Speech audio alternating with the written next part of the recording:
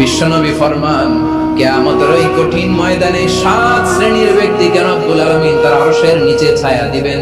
তার মধ্যে প্রথম শ্রেণীর ব্যক্তি হলো ইমামুন আদিল, যে ইনসাফের সাথে বিচার করে, যে জাস্টিস সমাজে সার্ভ করে, যে সুশাসন নিশ্চিত করে, ওই ইমামুন আদিল। আদিল শব্দটা বুঝছেন না? ইন্নাল্লাহা ইয়া'মুরু বিল আদল, পাইছেন?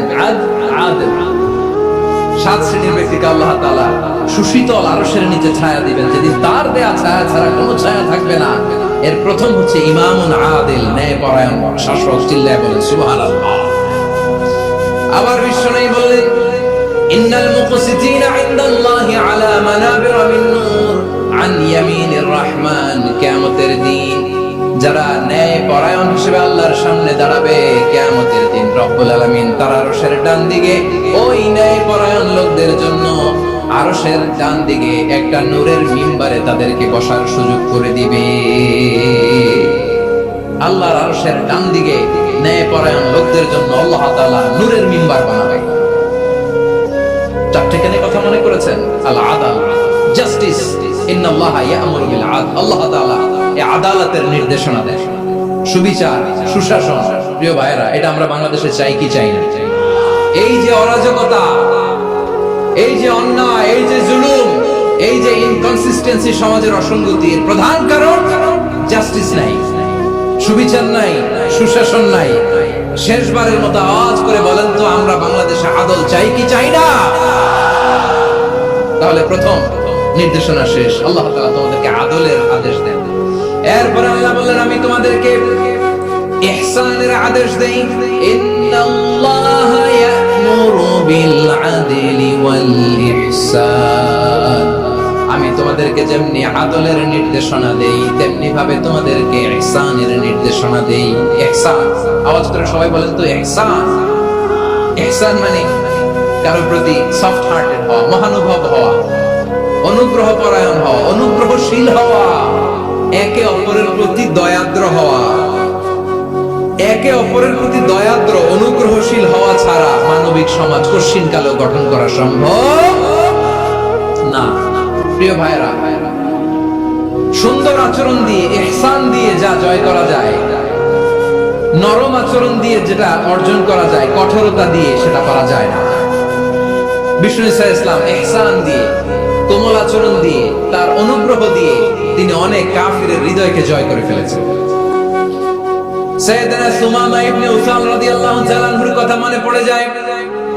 তিনি ছিলেন ইয়ামামার বাদশা। মদিনাতে বিশ্বনবীকে হত্যা করার নিয়তে এসেছিলেন। গোপনে গোপনে বিশ্বনবীকে হত্যা করে আবার ইয়ামামাতে তিনি ফিরে যাবেন। কিন্তু কি অবাক করা কাণ্ড, হত্যা করতে পারে নাই, সাহাবাদের হাতে তিনি ধরা পড়ে গেলেন। সাইয়েদনা সুমামা ইবনে উসাল রাদিয়াল্লাহু তাআলা আনহু হত্যার নিয়তে আসলেন, কিন্তু হত্যা করতে পারলেন না। সাহাবারা ওনাকে ধরে ফেললেন, ধরে মসজিদে নববীর পিলারের মধ্যে বেঁধে রাখলেন। সুমামা ইবনে উসাল, সিরাত থেকে শুনে, সিরাত থেকে শোনাচ্ছি, রাদিয়াল্লাহু তাআলা আনহু ইয়ামামার অধিপতি ছিলেন। বিশ্বনবীকে হত্যার জন্য আসছেন, ধরা পড়ে গেছেন, এখন মসজিদে নববীতে বেঁধে রাখছেন। তার মানে বন্দী। এখন স্ট্যাটাস কি? বন্দী, ক্যাপ্টিভ। বিষ্ণু ঈসা ইসলাম সাহাবাদেরকে বললেন, তার খোঁজ খবর নিও, সুমামা ইবনে উসালের খোঁজ খবর নিও। সাহাবারা বলেন, ইয়া রাসূলুল্লাহ, আপনাকে হত্যা করতে এসেছে, তার তো কঠিন ক্যাপিটাল পানিশমেন্ট হওয়া দরকার, কঠিন শাস্তি হওয়া দরকার। বিশ্বনবী বললেন, না, আমি যেটা জানি তোমরা সেটা জানো না, তোমরা সুমামার সাথে ভালো আচরণ করো। বিশ্বনবী সুমামার কাছে গেলেন। প্রথম দিন যে তিনি কালেমার দাওয়াত দিলেন, ইমানের দাওয়াত দিলেন, ইসলামের দাওয়াত দিলেন, রিসালাতের দাওয়াত দিলেন, আখিরাতের দাওয়াত দিলেন। পরের দিন যে বিশ্বনবী সালাতের দাওয়াত দিলেন, যাকাতের দাওয়াত দিলেন, ইসলাম কি, কিভাবে, কেমন করে পালন করতে হয়, চমৎকার আর্টিকুলেট করতে শুরু করলেন। তন্ময় হয়ে সুমামা ইবনে উসাল রাদিয়াল্লাহু তাআলা আনহু বিশ্বনবীর কথাগুলো শুনতে আরম্ভ করলো।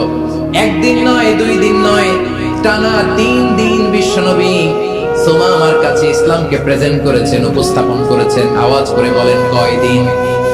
3 দিন। 3 দিন মসজিদে নববীতে বাঁধা। আর সাহাবীদেরকে বললেন, তার খোঁজ খবর নিও, তোমরা যে রুটি বানাও এর মধ্যে সবচেয়ে ভালো আটার রুটিটা তারে দিও, সবচেয়ে রিফাইন্ড খেজুর, যেটা পিওর খেজুর, এটা তারে দিবে। আর বিশ্বনবী নিজের উট থেকে দুধ দহন করে ওনার বাড়ির এক কর্মচারীকে বলেছেন দুধ দহন করে সুমামার জন্য নিয়েছে। সুবহানাল্লাহ পড়বেন না? সবাই তো অবাক, ইয়ামামা থেকে আসছে নবীকে হত্যা করতে, বিশ্বনবী দেখে তারে জামায়াত করে। একদিন নয়, 2 দিন নয়, টানা 3 দিন বিশ্বনবী এভাবে সুমামার কাছে যেয়ে যেয়ে ইসলামকে প্রেজেন্ট করতে আরম্ভ করলেন, ইসলামকে উপস্থাপন করতে শুরু করলেন, আর তাকে চমৎকার এন্টারটেইনমেন্ট আপ্যায়ন দিতে আরম্ভ করলেন। টানা 3 দিন যখন ইসলামের দ্য বিউটিজ অফ ইসলাম, ইসলামের সুমহান বাণী সৌন্দর্য তার কাছে উপস্থাপন শেষ, তাকে আপ্যায়ন শেষ, বিশ্বনবী বললেন সাহাবাদেরকে, যাও এবার সুমামার হাতের পায়ের রশি দুটো খুলে দাও। সাহাবারা তর্ক জোরে দিলেন, লা ইয়া রাসূলুল্লাহ, এমনটা করবেন না, তো ভয়ঙ্কর ভয়ঙ্কর খুনি, কি জানি কি হয়ে যায়। বিশ্বনবী বললেন, না, তার হাতে পায়ের রশিগুলো খুলে দাও।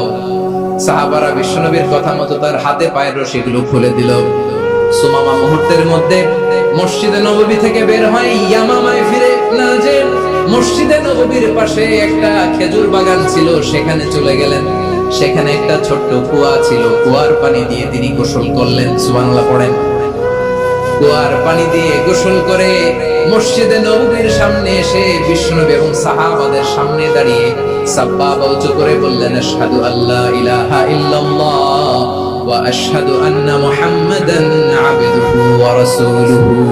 আমি সাক্ষ্য দিচ্ছি আল্লাহ ছাড়া কোনো ইলাহ নাই, আর মুহাম্মদ আল্লাহ তাআলার প্রেরিত বান্দা এবং রাসূল।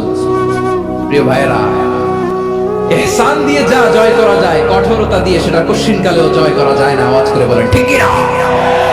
এবার সুমামা দাঁড়িয়ে বলে, ওগো নবী, আমি তো কালিমা পড়ে মুসলমান হয়ে গেলাম, এবার শুনেন, এই মুহূর্তের আগে আপনার চেহারার চাইতে নিকৃষ্ট কোনো চেহারা আমার কাছে ছিল না, কিন্তু শাহাদাত পাঠ করার পরে আপনার চেহারার চাইতে উত্তম শ্রেষ্ঠ কোনো চেহারা আমার কাছে আর নাই।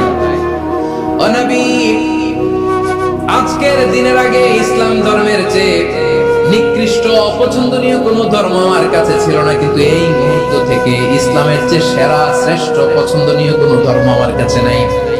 নবী গো, আজকের দিনের আগে মদিনার চাইতে অপছন্দনীয় নিকৃষ্ট কোন শহর আমার কাছে ছিল না, কিন্তু এই মুহূর্তের পর থেকে মদিনার চাইতে কোন শ্রেষ্ঠ শহর আমার জানা নাই।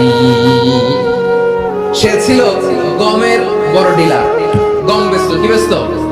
তার গম কিনে মক্কার লোকেরা রুটি খাইতো। সে ঘোষণা দিল, আজকে থেকে মক্কাবাসীদের জন্য সব গম আমি হারাম করে দিলাম, মক্কাবাসী এখন না খেয়ে মরে।